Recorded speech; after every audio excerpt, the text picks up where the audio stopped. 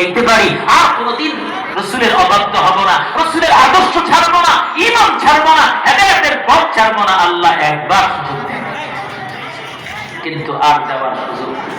যুবক ভাই, আমার কলিজার টুকরা ভাইরা, আমি আপনাদের ভয়ে হাত দিয়ে বলতে চাই, যুবক কোন পথে চলতেছেন, কোন ভরসায়, কে গ্যারান্টি দিল আগামীকাল বেঁচে থাকবেন? এই গ্যারান্টি কে দিল আপনাকে?